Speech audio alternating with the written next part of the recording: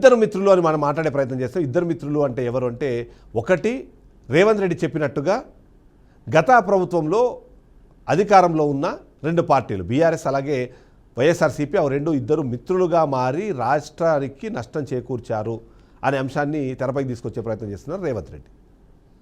అందులో ముఖ్యంగా చంద్రబాబు నాయుడు మరొకసారి అధికారంలోకి రావడము, ఇక్కడ కాంగ్రెస్ పార్టీ అధికారంలోకి వచ్చిన తర్వాత రాష్ట్ర ప్రయోజనాలను దృష్టిలో పెట్టుకొని తనతో ఉన్న సాన్నిహిత్యంతో కొన్ని కార్యక్రమాలు నేను చేశాను, దాని ద్వారా రాష్ట్రానికి మంచి జరుగుతోంది అన్న విషయాన్ని చెప్పే ప్రయత్నం చేశారు. కానీ ఈ మాటలో అర్థం కన్నా అపార్థం ఎక్కువగా కనిపించే ప్రయత్నమే ఇప్పుడు కనిపిస్తుంది.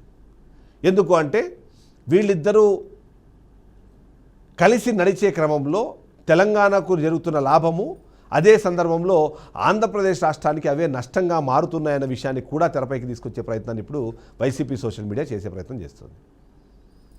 ముఖ్యంగా తెలంగాణలో రాయలసీమ లిఫ్ట్ ఇరిగేషన్ గురించి ఇప్పుడు జరుగుతున్న చర్చ కానివ్వండి, ఆ చర్చ నేపథ్యంలో వస్తున్న మాటలు కానివ్వండి, ఇవన్నీ కూడా ఇప్పుడు కృష్ణానది పైన ఆధారపడి పోతిరెడ్డిపాడు హెడ్ రెగ్యులేటర్ సామర్థ్య పెంపు కానివ్వండి, రాయలసీమకు నీళ్లు తరలించే లిఫ్ట్ వ్యవస్థలు కానివ్వండి, ఇవన్నీ కూడా కలిపి ఇప్పుడు రాష్ట్రంలో ఒక పెద్ద డిస్కషన్కి ఒక కేంద్ర బిందువుగా మారిపోయింది.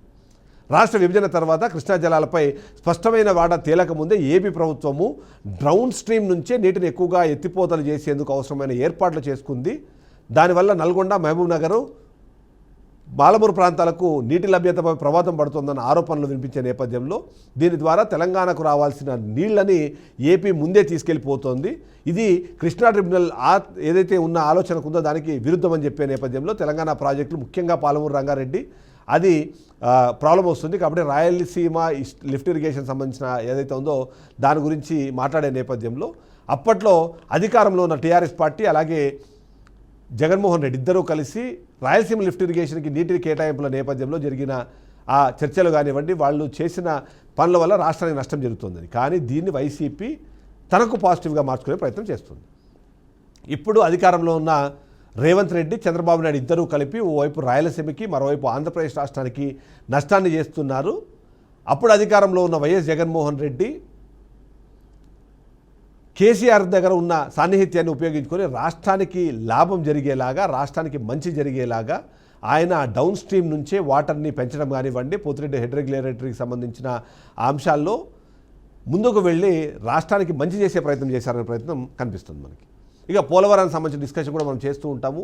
ఇక ఎలాంటివి చేసినా సరే రాష్ట్రాల్లో ఇద్దరు మిత్రులుగా ఉన్నప్పుడు అవి రాష్ట్రాలకు మంచి చేసే ప్రయత్నం చేస్తున్నామని రేవంత్ రెడ్డి మాట్లాడుతుంటే, అప్పుడు మంచి చేశారు అన్న విషయాన్ని చెప్పకనే చెప్పినట్టుగా వైసీపీ దాన్ని క్లెయిమ్ చేసుకునే ప్రయత్నం చేస్తుంది.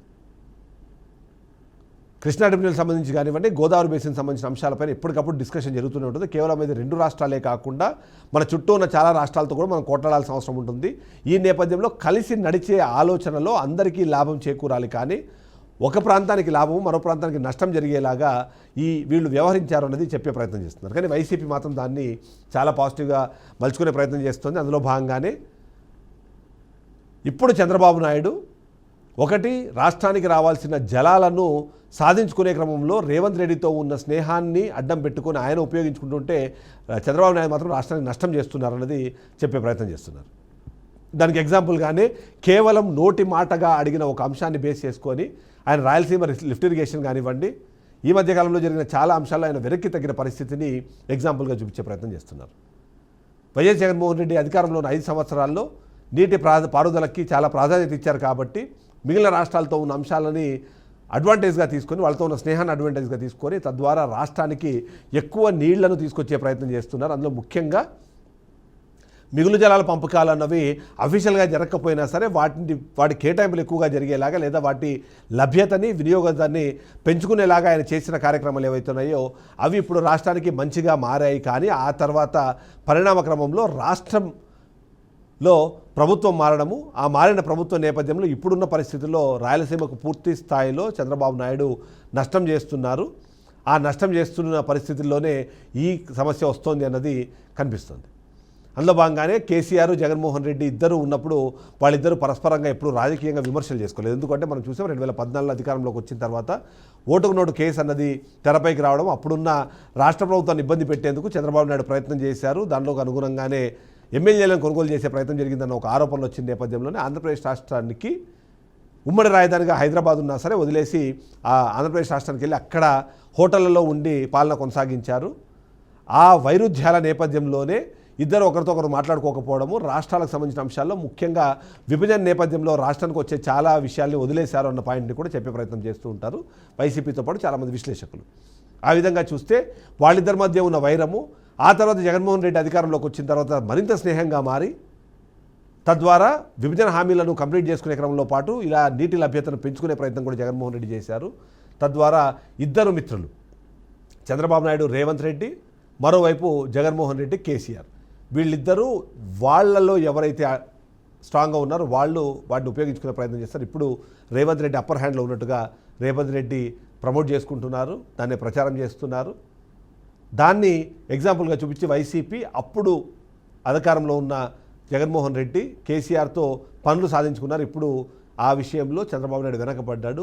గురువు శిష్యుడు అనే మాట మాట్లాడే పరిస్థితుల్లో ఇప్పుడు గురువుని మించిన శిష్యుడుగా రేవంత్ రెడ్డి మారిపోయి రాష్ట్రానికి ప్రయోజనాన్ని చేకూరుస్తున్న అనే మాటనైతే తెరపైకి తీసుకొచ్చే ప్రయత్నం చేస్తున్నారు. సో ఇద్దరు మిత్రులు తీసుకున్న నిర్ణయాలు, ఆ ఇద్దరు మిత్రుల ద్వారా రాష్ట్రాలకు వచ్చిన ప్రయోజనాలు, నష్టాలు, వీటి గురించి డిస్కషన్కి పూర్తి స్థాయిలో ఒక ఆప్షన్ కింద మార్చేశారు అన్నదైతే మనకు అర్థమవుతుంది. సో ఈ విధంగా చూస్తే మాత్రం ఇద్దరు మిత్రులు గతంలో ఉన్న ఆ శత్రు భేదం లేకుండా ఇప్పుడు ముందుకు వెళ్ళే ప్రయత్నం చేస్తున్నారు. రాష్ట్రాల్లో ఇప్పుడు ఆ నీళ్లకు సంబంధించిన అంశాన్ని తెరపైకి తీసుకొచ్చి ఈ విషయాన్ని అయితే ముందు తీసుకెళ్లే ప్రయత్నం చేస్తున్నారు. సో అలా చూస్తే మాత్రం ఇద్దరు మిత్రులు ఎవరికి లాభం చేశారు, ఎవరిని నష్టం చేశారని ప్రజలైతే ఖచ్చితంగా ఆలోచిస్తారు. ఇది వాళ్ళ pen point. Next pen point మళ్ళీ కలుద్దాం. State to BRK news, Telugu సత్తా.